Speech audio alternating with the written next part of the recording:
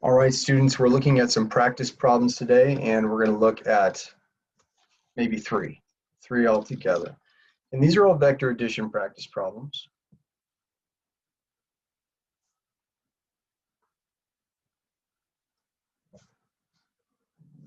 Vector addition, for short, I'll just put vec add.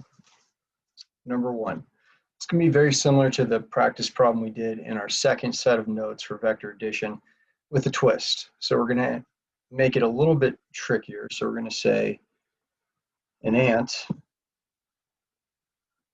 crawls, let's say 30 centimeters south,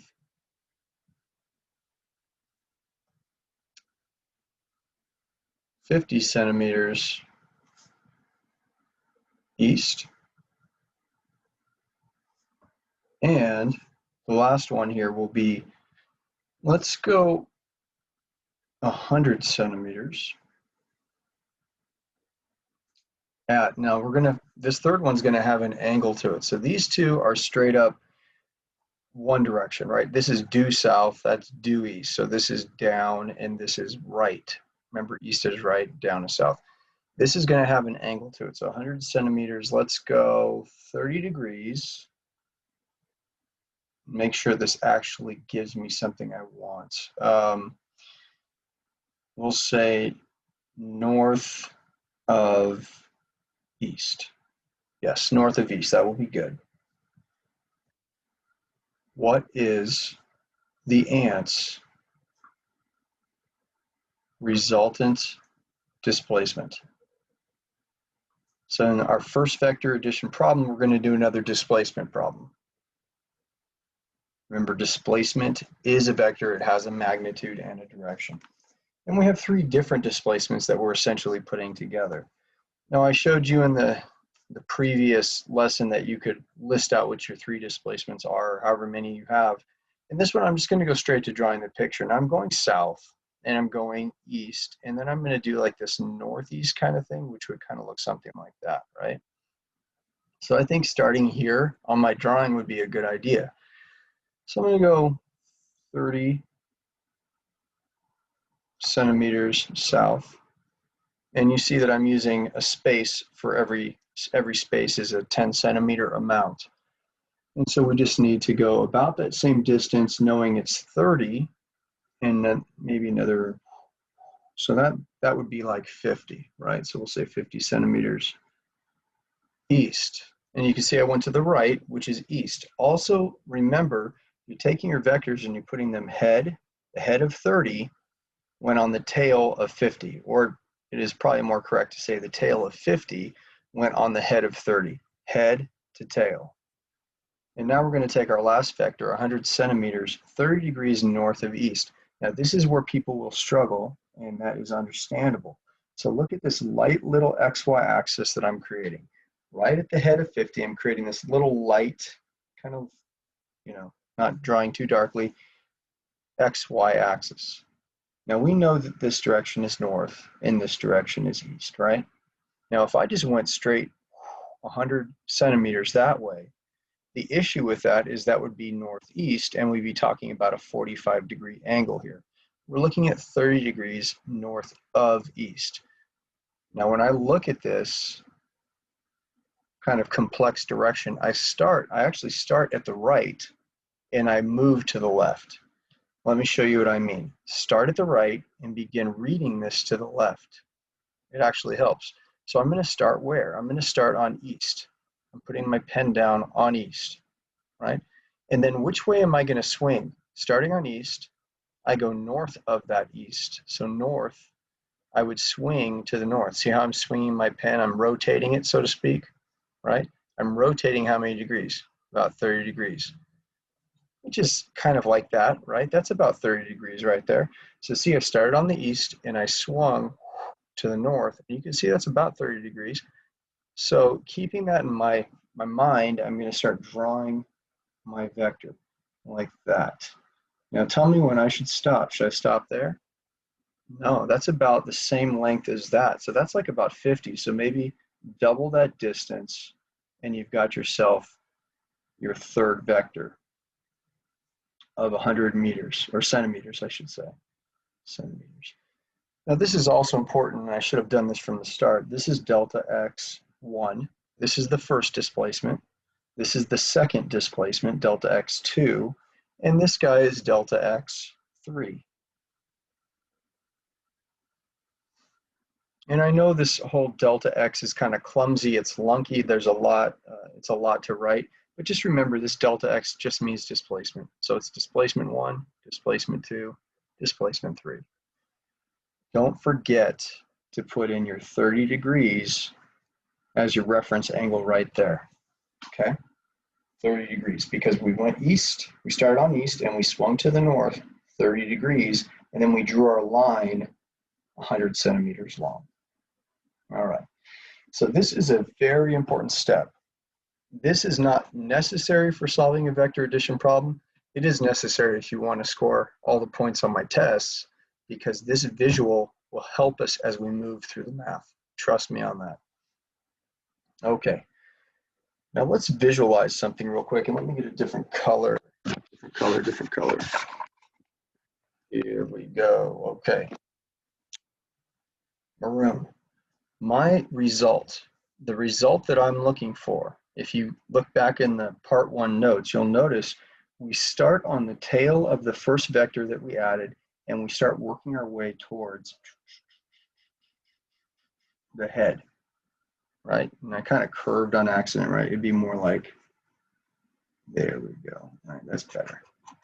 But that dotted maroon vector, that is my result. That's what the ant did at the end of the story. Yeah, he went this way, and this way, but the ant could have just gone and ended up in the same location. So these 3 displacements come together, vectorially come together to be this delta x resultant, okay? That's the whole goal of this problem. That maroon vector I just drew is what we need to find. We need to find its magnitude, and we need to find its direction. Now it's going to be a bit before we get back to finding it. We need to go through the steps that we learned about. Okay. So if you look back in I should have said part 2 of the notes. Yep. So part 2 of the notes of vector addition, we discussed the next part here. If all of your vectors, 1, 2, 3, are purely in the y-axis or the x-axis, then you can go straight to summing up your vectors. You can add up all your x's, then put that answer aside, add up all your y's. And when I say add, sometimes that means subtract if they're going the opposite direction. Right? But this one is in the y-axis, right? This one is in the x-axis, but this vector right here, it's acting in both the x and the y at the same time because it's a diagonal. Some of this vector is going in the x-axis. Some of this vector is going in the y-axis. So you can't sum up your vectors yet. I'll say it again, you cannot sum up your x's and your y's just yet. So if you have angled vectors, I'm going to write this down here. If one of your vectors, one of the vectors is angled, and really you could have two angled vectors, if one or more, I should say. If one or more of the vectors is angled, okay, then components, say x and y components must be calculated.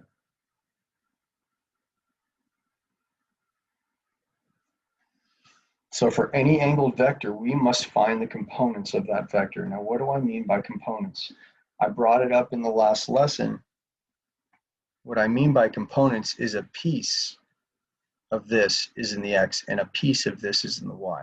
A component of this angled vector is in the x and a component is in the y. You can see what I drew just now. I drew a right triangle, right? And maybe that's a good place to start. Maybe you just kind of put in these dotted lines.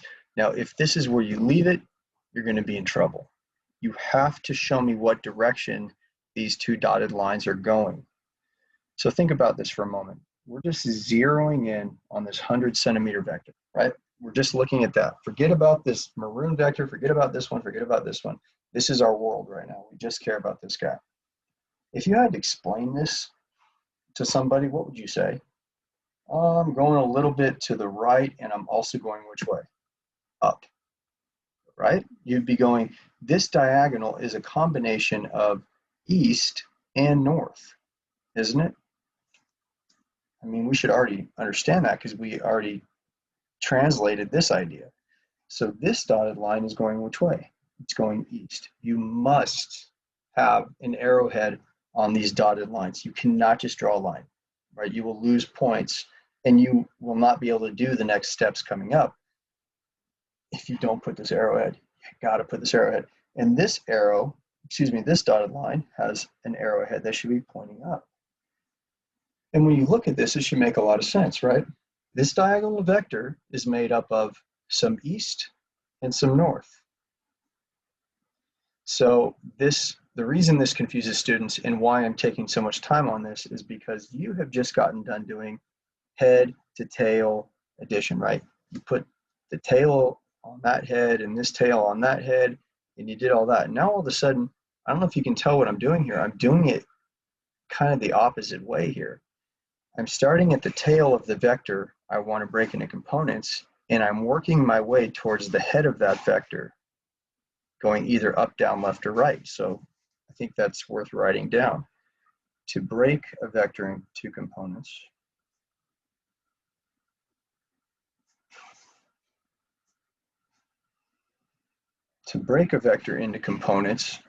start at its tail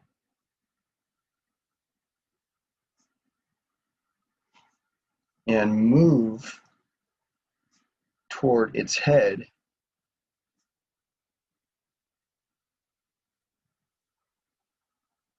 by going up, down, left, or right. And that's where it's up to you to figure out which directions you should move. I started at the tail of this 100-centimeter vector, and I knew I wanted to get from here to there. How do I do that? Well, I decided to move right, put an arrowhead, go up, put an arrowhead. Could I have gone up and then right? Could I have gone up and then right? Yes. And notice if I'd gone up, isn't that up just as big as that up? And if I'd gone right at this point to get to that arrowhead, it would be just as long of a right as this right. So it doesn't matter which way you do it, but this is better because I didn't want to run into my maroon vector up here. Okay, so that's just the visualization. And we haven't gotten into how to find the value of this side. That's what we're going to do next. Try to move a little quicker here. I don't want to confuse anyone as we go. So if you need a moment, pause it and think back on what we've done. We've drawn our three vectors, head to tail. We decided how to read this. You start here, you swing this direction at that many degrees, and then you draw your vector. We did that. We put our reference angle of 30 degrees in. Then we visually said, I can't deal with angled vectors. I cannot use them. I must break this vector into components. And so we went right and we went up. Now let's actually find the value. Find the value of components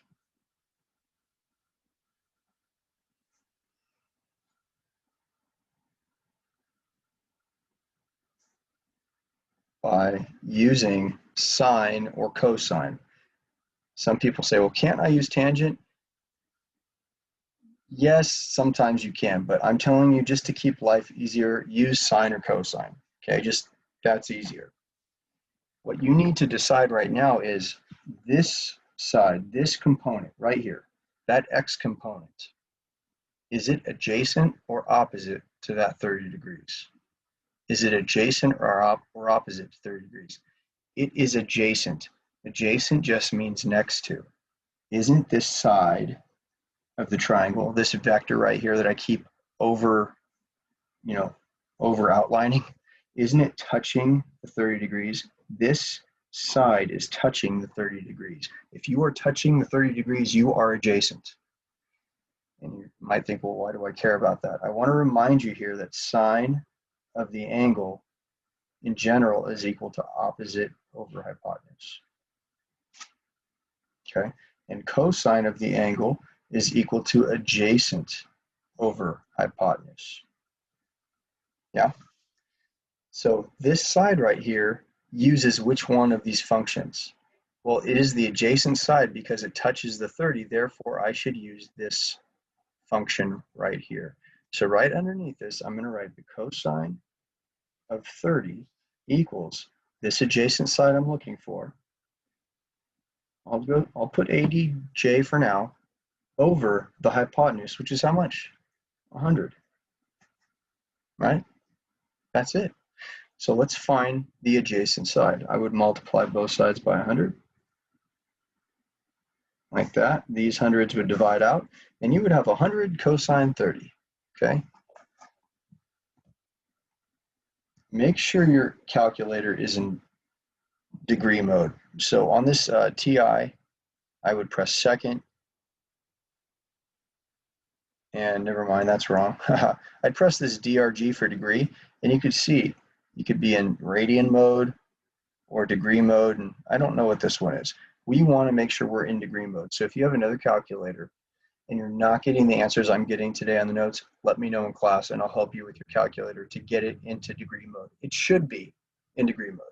So I would write on my calculator 100 times the cosine of 30.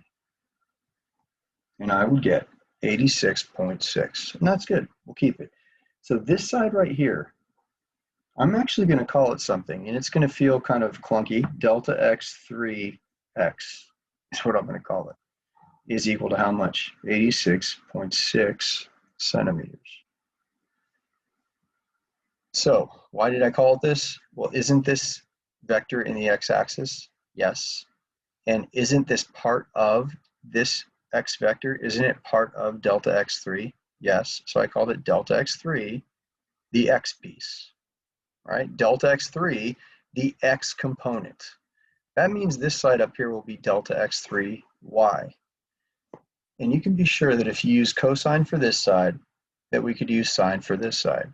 Let's see why that is. Isn't this side of the triangle, this vector of the triangle, it is opposite from the 30. And if you're opposite from the 30, well, you should be using what function? Sine. So I'd put here sine of 30 equals this opposite side I'm looking for, all divided by the hypotenuse, which is 100. Well, once again, I'm going to multiply both sides by 100, right? And these two cross out, and I have 100 sine 30 is this opposite side. So on my calculator, I would write 100 times the sine of 30. Zero in on that so you guys can see there's a little reflection. There's a 100 there, and I just press equals and I get 50. Nice. Well, the sine of 30 is 0.5 or half, so what's half of 100? Hello, it's 50. And what is this side actually called? It's called delta x3 y. The y piece of who? Of who? Delta x3. I'm going to keep saying these things over and over. You're going to get so sick of hearing them, but listen up. These two vectors, that x vector and that y vector, they are components of this larger hypotenuse, 100. This 100 is made up of 86.6 to the right and 50 up. This 100 centimeters has a piece that is 86.6 east and 50 centimeters north. These are parts of delta x3, and therefore I call them delta x3, the x piece, and delta x3, the y piece. All right, I'm being emphatic because I really want you to understand it. We're all still alive. Now, this vector addition problem at this point is just like the one we did in our part 2 notes, exactly like it, because get this, we have a y vector, an x vector, an x vector, and a y vector. In fact, by finding these components, you have rendered this useless. This diagonal vector is no longer needed. You don't need it for anything. I'll say it again. You don't need that diagonal vector. Do you need to hear it one more time? We don't look at this 100 centimeters ever again for the whole problem. We only care about this, this, this, and this. So our next step was written on the previous notes. We are going to sum up, remember that's sigma, it means sum up the displacements, delta x, in the x-axis. Well, how many do we have in the x-axis? 2. We got 2 in the x-axis. I got 50 centimeters and 86.6. Are they going the same direction? Yes. So am I going to add them? Yes, I'm going to add them. If they're going opposite directions, you would subtract. So I could just lead with either one of these. I could say 50 centimeters plus 86.6. And you might be thinking right now, why didn't he lead with 86.6? Isn't that the dominant one of these two? You're right, this one is bigger than that one, but they're both going the same direction. And the only direction is east, so we can just add them straight up like this. If you did 86.6 plus 50, you'd still get the same answer, right? So let's add them up. They're going the same direction. East is the dominant direction, so we will find that we're going 136.6 centimeters east. That is my final x vector. My final x vector of this maroon vector that I'm looking for is that. Okay. Now let's sum up our delta x's in the y-axis, Okay, now this is different.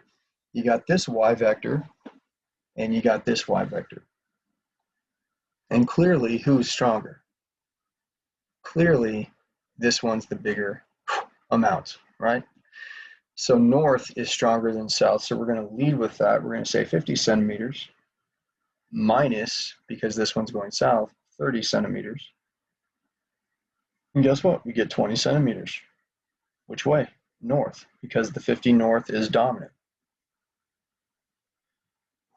Pause the video after this question and see if you can answer it. What is the big deal about these two answers? What is the big deal about these two answers? The big deal is this is the y piece, or the y component, and the x component of who? Of the vector that I've been looking for the entire problem, of this maroon vector. Now what I typically do is I redraw the situation down here with these two new vectors. But I want to make sure that you can see something really important, because if you're visual like I am, you're going to appreciate this. Didn't we just add up those two vectors? We did, east, and what did we get? 136. Didn't we just subtract these two vectors, and what did we get?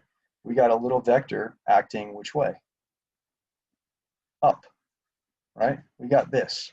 I would not draw what I'm drawing right now on your paper. It will confuse you guys.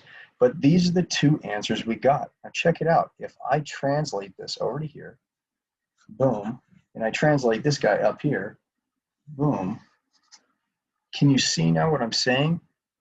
The sum of the y's gave me this little up vector, and the sum of the x's gave me this long x vector. And when you put this little y, put its head on the tail of the x, can you see how these are the two components of the maroon vector, right? So hopefully that one made some light bulbs go off for you if you were confused. That's what we did.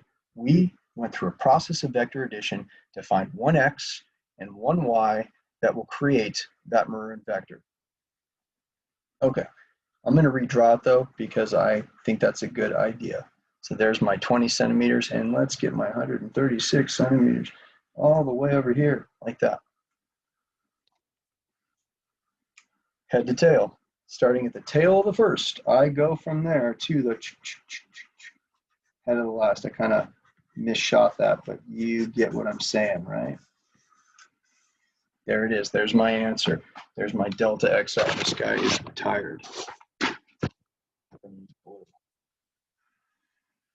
we go. There's my final vector called delta XR. It's really important to see here. I have a 20 and I have 136.6. A squared plus B squared equals, hallelujah, our answer, right? C squared. Now I'm going to go straight to square root. of 20 squared plus 136.6 squared. Remember, it'd be a squared plus b squared equals c squared. This would have a squared, but what would you have to do? Take the square root to undo that square and take the square root, because whatever you do to this side, you got to do to that side, right? So this is kind of the shortcut. You just go straight to writing this and you'll be fine every time. Square root of a squared plus b squared, and we would get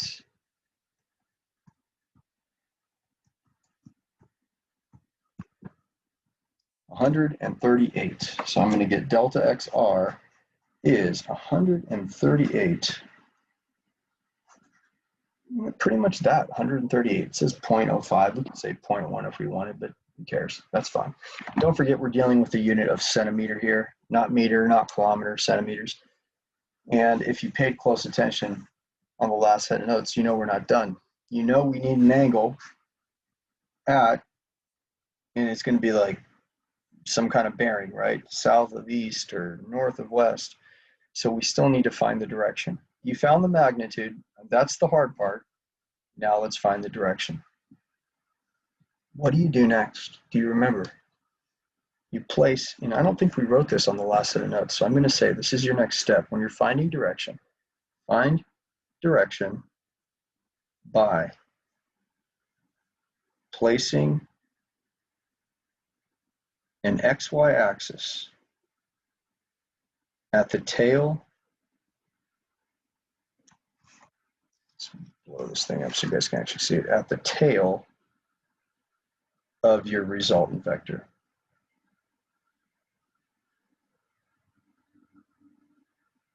Okay, fair enough, we can do that. Let's put an XY axis. Here's my resultant vector. There's the head, there's the tail. I got to put an XY axis right there. Doesn't have to be too big, that's good enough. Now what I like to do is find the included angle. What do I mean by that? I wouldn't put my angle here because that's not inside the triangle. What I would do is I would find this kind of elongated angle theta, right? So from here to there, right? I would find that angle theta. How are we going to find it? You're always going to find it by using tangent. So if you place that XY axis, it really helps you to locate, oh, okay, I'm in the first quadrant. I'm in the northeast region of this compass, right? So let's find that angle theta. Do that work right here. Tangent of theta is equal to, look back at the last notes, it's opposite over adjacent, TOA. TOA, tangent of theta equals O, opposite over adjacent. What's my opposite side from the angle? 136. You can clearly see that side of 136 is opposite from the angle. Who is touching the angle? Isn't the 20 vector touching that angle measurement thing that I have, right? So 20 would be adjacent. And what do you do here? You have to find theta. You have to isolate theta by taking the inverse tangent of both sides. And I'm always okay with you guys immediately going to this, what I'm writing right now. I'm modeling bad work here. I'm crowding my work. I don't like it when you guys do that, but I really don't want to go to another piece of paper here because it'll ruin the flow of our problem. So inverse tangent of 136.6 divided by 20. And what do we get? We get 81.7 degrees, which makes sense. It's a big angle. It's really close to being 90 degrees, as you can see, right? 90 degrees would be like that, right? So anyway, you get it. It's a big angle. So theta is 81.7 degrees. So we're so close, so close. So our final answer, this blue vector here, is 138 centimeters long at 81.7 degrees. Now, are we east of north or are we north of east? Who do we belong to? Is our angle touching the north or is it touching the east? We belong to, the angle belongs to who? North, because you see how the angle, whatever this arc is here, see how it's touching the north axis? So again, I'm kind of approaching this backwards. We're of north because we're touching the north. In which way did we have to swing from north to get to this blue vector? Didn't we have to swing to the east?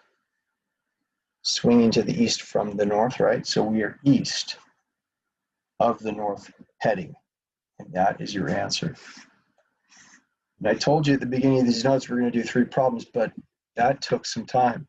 I think I'm going to cut this video here, and we're going to pick up another couple examples on another video. So have a great day.